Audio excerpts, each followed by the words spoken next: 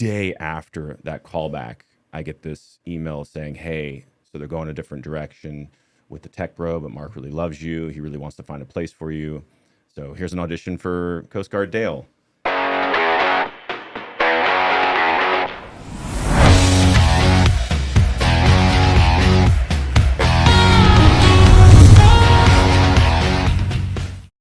Hey everybody, welcome to today's episode of Talent Agent Talk, where we are bringing you educational lessons and real life stories behind the scenes of TV and film.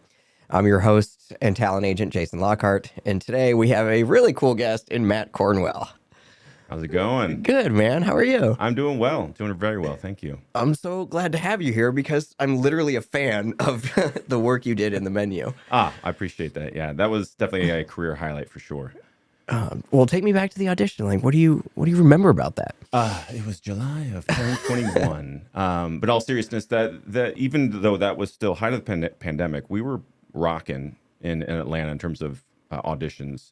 It was a full year into it. The vaccines were available, and so I was auditioning quite a bit at the time. And so I get this audition for this movie. Don't know anything about it. And originally, I was called in for Tech Bro. So if you've seen the movie, there was 3 tech bros that sat at one of the tables, and I felt, that I understood who that guy was, and felt pretty good about my audition. Didn't hear anything for a couple weeks. Then I get a Zoom call back with the director, Mark Mylod. I don't think anybody else was on that call, but it was for Tech Bro. And I love that it was weeks later. Yeah, You forgot about it, and then out of nowhere, hey, we need more. Which is always easier to do when you have like another audition the next week and then another audition. You can kind of be like, wait, what do I have a callback for? What's this thing? You don't know until it comes out. Yes. Yeah. And the fun thing about that was Brooke, my wife, was able to do my reader, which becomes a feather in your cap when with the Zoom thing. Sometimes they want to be the reader, like someone on the other side. But most casting directors would rather not be the reader. And so it's like if you have a reader. So I felt like that was something that was helpful, was having Brooke as my reader at that callback. It's just kind of when it's a bigger opportunity, because by that point I realized this is a run of show character, the Tech Bro was. And so I understood the size of the opportunity. And that callback went really well. Mark is one of the most gracious people that I've ever worked with, Mark Mylod, the director. But like a day after that callback, I get this email saying, hey, so they're going a different direction with the tech bro, but Mark really loves you. He really wants to find a place for you.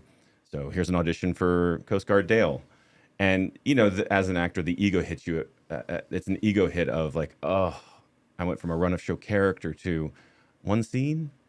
But for those of you who've seen the movie, it ends up being a pretty huge payoff. So huge. So that was, it was a little bit of a roller coaster for sure. And I can't remember, I think it was a week after I submitted my tape for that. I didn't even have a callback. I submitted my tape for Coast Guard Dale. We did want you to tape for it. Yes. Yeah. It was like immediately about 24 hours after that callback that I had with Mark, they asked me to do a tape for Coast Guard Dale. I love that you did that with no ego, that you were just like, I see the value in this. Because you could have said, they've seen enough. I did a callback. The director met me. I'm done. Yeah, right. Yeah. But you actually I'm offer only at this point. Yeah. Yeah. Yeah. I mean, that is a good point. And at the same time, I didn't spend a ton of time prepping that because, first of all, Coast Guard, cop, all these authority figures is my sweet spot. I just have a face for a cop, and so it was an easy slot to kind of slip into. And so, I was more than willing to play ball because after meeting him, it was kind of like, oh gosh, I would love to collaborate with this guy.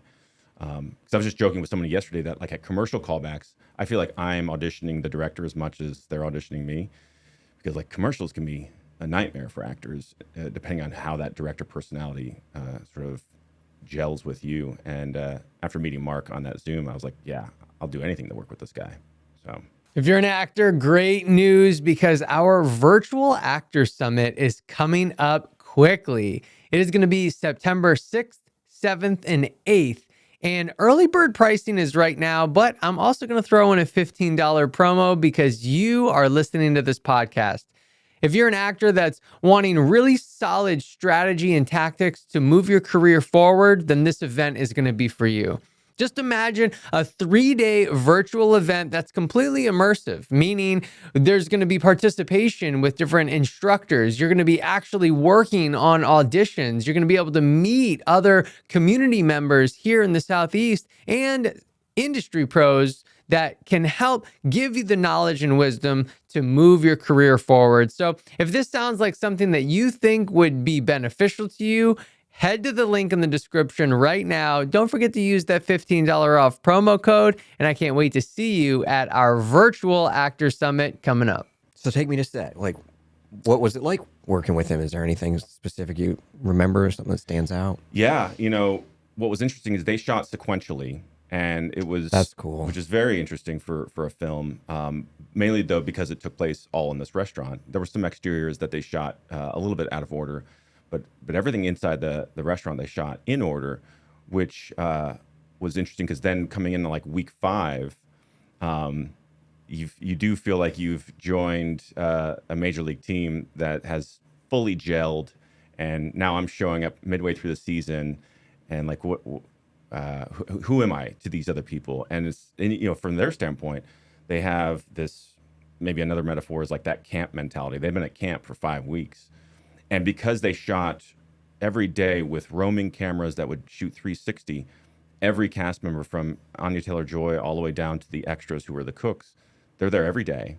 So there are no days off. There's no like, oh, you're shooting close-ups on Rafe today, so I don't need to be there. No, it's like, well, the camera's going to swing around, so everyone has to be there. Wow. So that kind of really created that camp mentality, or that family mentality, which just puts more pressure on a day player like myself to come in week 5. But everyone was very gracious. And it's also cool for the storytelling that you're literally interrupting their party. Yeah. I didn't think about that. It's like a Cooper kind of move. Yeah. And the other nugget that was really interesting about that was a sort of a wrench thrown into my preparation, if you will, is about an hour or so before the first setup, the prop master is starting to put my utility belt on that has gun and cuffs and all that, and he's starting to put the holster on the right side. And so I just tell him, hey, I'm left-handed. He goes, ooh, I don't have a left-handed holster. And I'm not exactly a marksman or that adept with firearms to begin with. So now I have to learn with my non-dominant hand how to draw this weapon.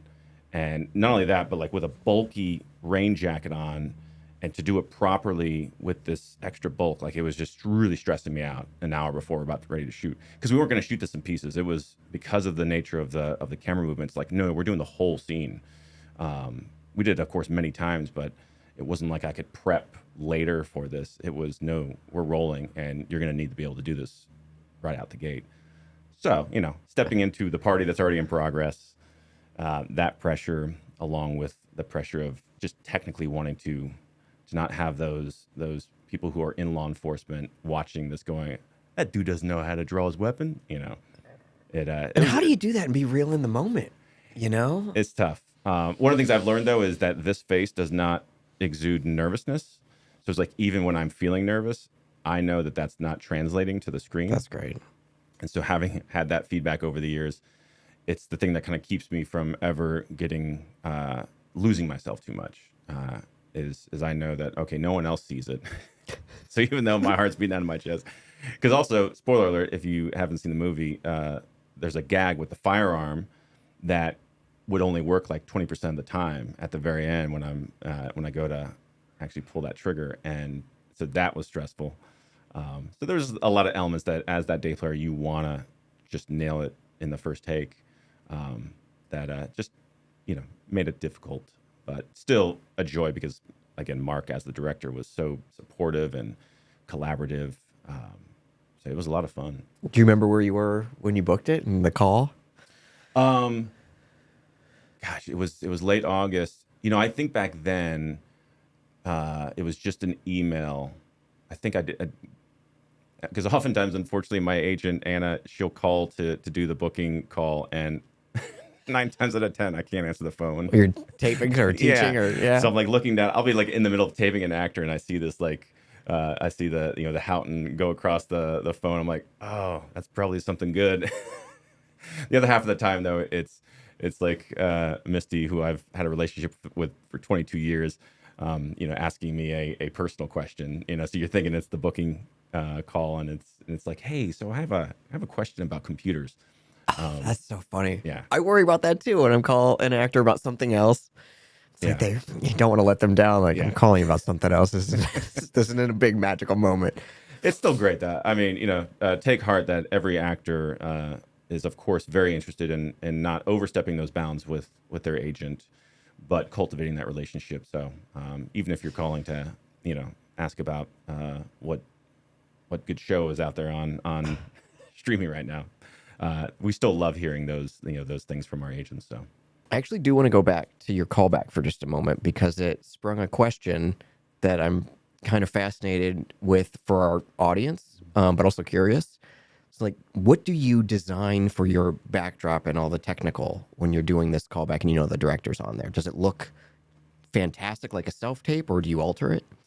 we do use the same camera we would use for our self tapes at Okay. our taping service. So we're not using ever like a laptop camera or a cell phone camera.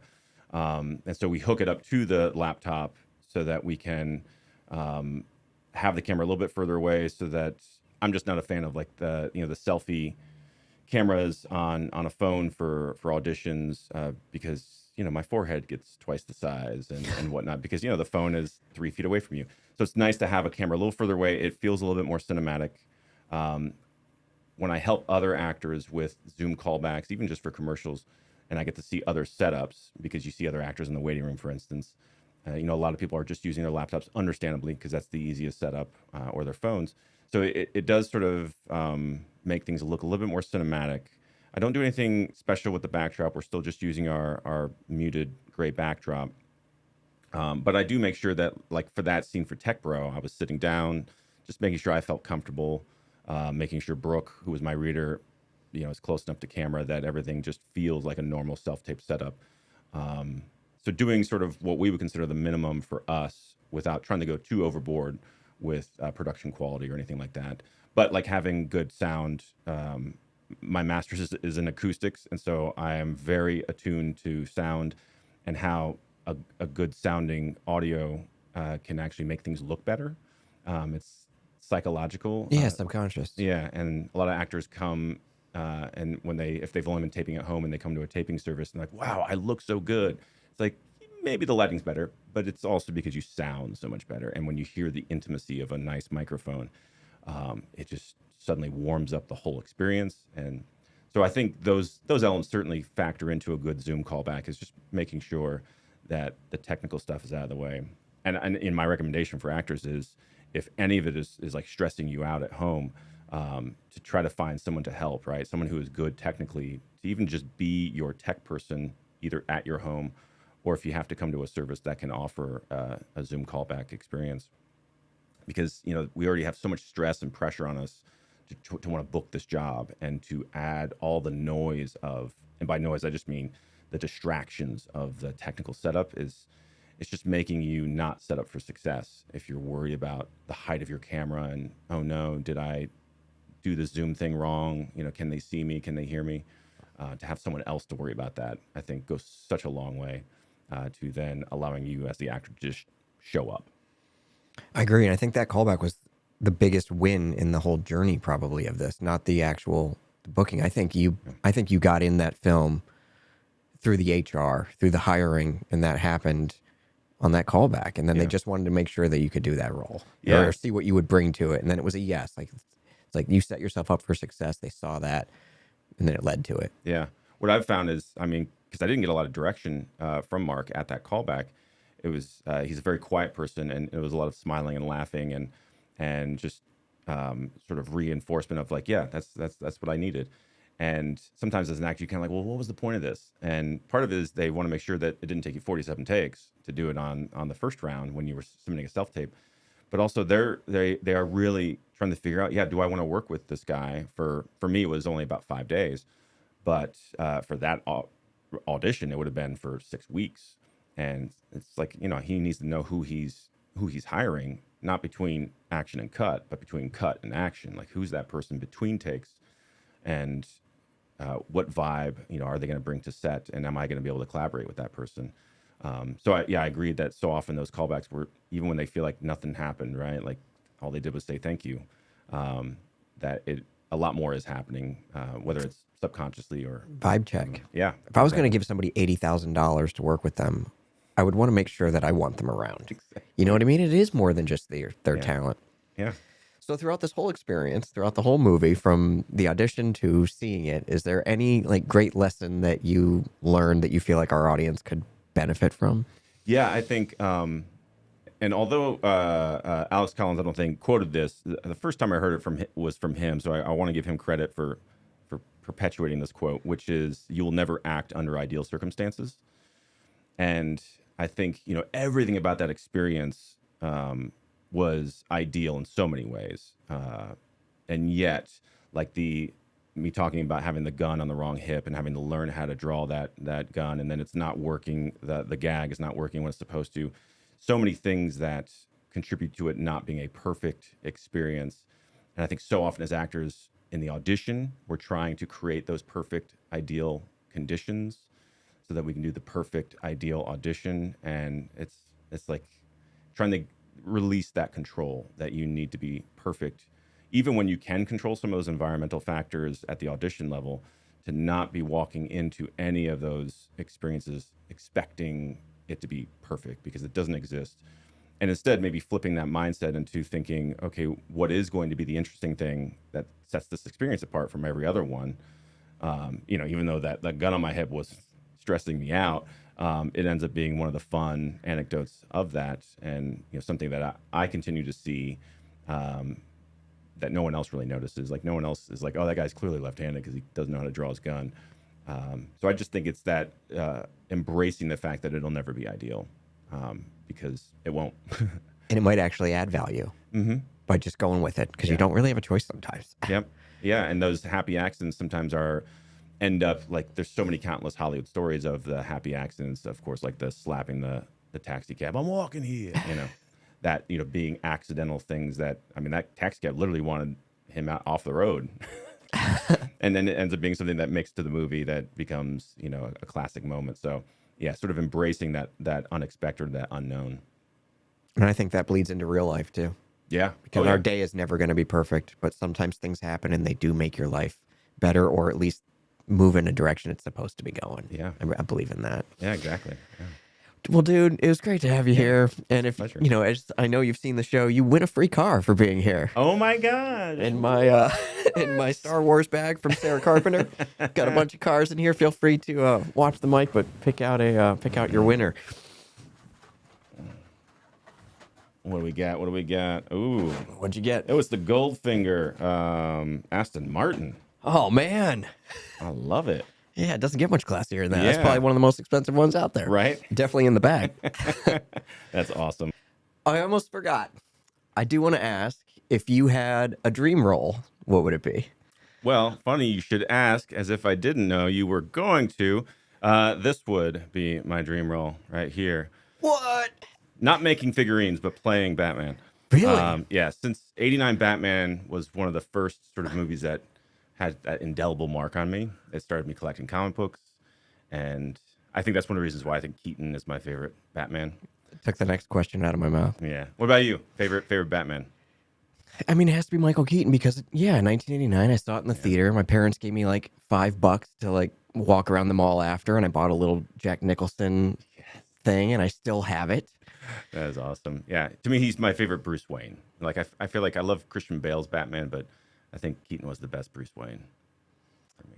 So, I would agree. It could be our era. Yeah. But he also deserves, if you're watching Michael Keaton, you deserve some credit. For sure. But yeah, that would be it. Thank you, Matt, for being here. It means the world to me and to us, and I'm sure that there's somebody watching that will be really affected by this, and that's the hope and the goal. Well, I appreciate it. So, and thank you, audience, for tuning in. Thank you to Jesse Malinowski and Get Seen Studios for producing our show. And if you would like to be a guest on our show and have an interesting booking story with a great lesson learned, feel free to pitch it directly to us.